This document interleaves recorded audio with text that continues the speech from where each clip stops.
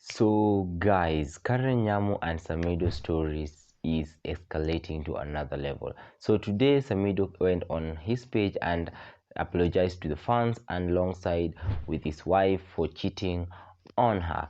Now Karen Nyamu obviously did reply to this, but the way Karen Nyamu replied to this actually is very odd. First he went on and posted this: running away from reality mpaka lini, lakini si hata ungeshika your lovely wife bibi vile wewe hunishika wanaume we. It was easy to declare whole truth, not half, because utakuwa slave or apology. You have done nothing wrong babe.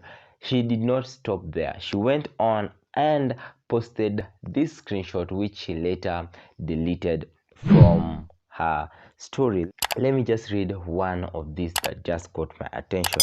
I think we all have stupid memories of lives that we all live in, and that is not all. This lady went on and put some caption, stupid mistake, and some emojis there. Guys, these guys are insane. And she did not even stop there. Stupid memories, you say, so uta delete ama.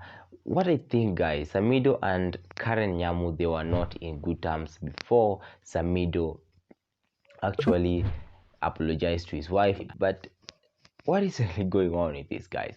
I think these guys, they were actually in a fight. That's why Samido decided to apologize to the fan, to apologize to her wife, and that's how the private message were exposed by Karen Nyamu on her page. So if you enjoyed this video, give this video a thumbs up. If you did not enjoy this video, just give it a thumbs down, because on this channel we accept everything. If you haven't subscribed to my YouTube channel, make sure subscribing to my YouTube channel, because on my channel I give fun news and more fun.